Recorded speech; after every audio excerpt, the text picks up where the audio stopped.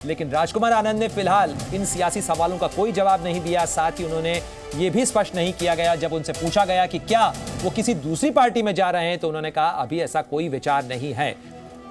तो दलितों के अधिकार का मुद्दा उठाते हुए राजकुमार आनंद ने, जो कि दिल्ली सरकार के अंदर SC/ST मामलों के मंत्री थे, उन्होंने इस्तीफा दे दिया है। उन्होंने कई गंभीर सवाल भी उठाए और उन्होंने कहा कि दिल्ली विधानसभा में जो विधानसभा सहायकों की नियुक्ति हुई, जिसके अंदर दलितों को जगह नहीं दी गई जितनी दी जानी चाहिए थी, और इस पूरे मामले को लेकर बीजेपी जाहिर तौर पर जो सवाल उठाती रही, कहीं न कहीं उसे एक नया असला और मिल गया।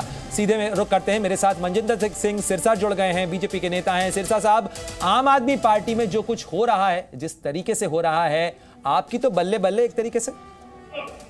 देखिए, जब ऐसा ही होता है, जब आप फ्रॉड की एक सीमा होती है, आप बदलने आए थे राजनीति, खुद बदल गए, आए थे करप्शन खत्म करने, खुद करप्ट और भ्रष्ट हो गए, आए थे राजनीति को बदलने, खुद ही बदल गए।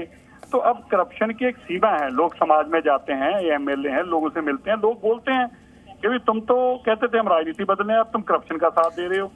तो ये लेकिन सिरसा साहब, ये बदले बदले सुर जो नजर आ रहे हैं राजकुमार आनंद के, इसे क्यों ना ईडी के उस रेड से जोड़ा जाए। एक महीने पहले ईडी की रेड होती है और उसके बाद अब वो इस्तीफा दे देते हैं और साथ ही आम आदमी पार्टी पर कई आरोप लगा देते हैं। जाहिर तौर पर आम आदमी पार्टी के नेता तो यही आरोप लगा रहे हैं कि ये जो एजेंसीज की कार्रवाई है, ये राजनीति से मोटिवेटेड है और उनके विधायकों को तोड़ने के लिए है। नहीं, देखिए, ईडी की रेड भी आम आदमी पार्टी के नेता पे हुई है, वो कौन सी बीजेपी पे हुई थी? तब भी आम आदमी पार्टी का था, तब आम आदमी पार्टी का मंत्री था। अगर वो गलत या ठीक था तो अरविंद केजरीवाल जी ने फैसला लेना था। अगर वो भ्रष्ट था या ईमानदार था, फैसला तो अरविंद केजरीवाल जी लेंगे।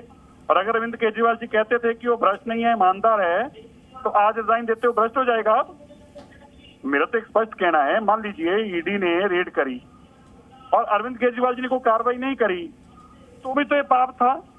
और अगर ये तब बेईमान था तो आज ईमानदार नहीं हो जाएगा। और अब बेईमान था तो इसको कैबिनेट में क्यों रखा? और अगर तब ईमानदार था तो आज रिजाइन देते बेईमान हो जाएगा। अब ईडी की रेड होगी, इसने छोड़ दिया। तो मतलब ये कहीं पे भी, किसी भी मापदंड में कहीं पे भी इस बात को अरविंद केजरीवाल जी साबित नहीं कर पाएंगे कि वो गलत है, वो ठीक है।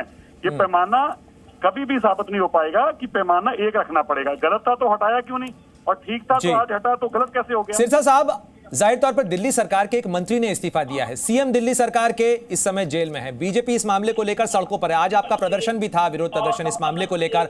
इस मामले में आपने जो शिकायतें दर्ज कराई हैं, LG के पास जो मामला आप लेकर गए थे, उसमें क्या अभी तक कोई कार्रवाई हुई है? नहीं, वो पेंडिंग है, उस पर भी कार्रवाई होगी, इस पे भी कार्रवाई होगी। ऐसा नहीं, समय लगता है, कई चीजों को समय लगता है, लेकिन उस पर भी कार्रवाई होगी। जी, शुक्रिया हमसे बातचीत करने के लिए। तो मनजिंदर सिंह सिरसा, जो कि बीजेपी के नेता हैं, जाहिर तौर पर कहीं ना कहीं आम आदमी के प्रबंधन, आम आदमी पार्टी के जो पूरे प्रबंधन है उसको कटघरे में खड़ा कर रहे हैं। और दिल्ली सरकार के मंत्री राजकुमार आनंद के इस्तीफे ने बीजेपी को एक नया बारूद जरूर दे दिया है, गोले दागने के लिए और निशाना साधने के लिए आम आदमी पार्टी पर। जी न्यूज़।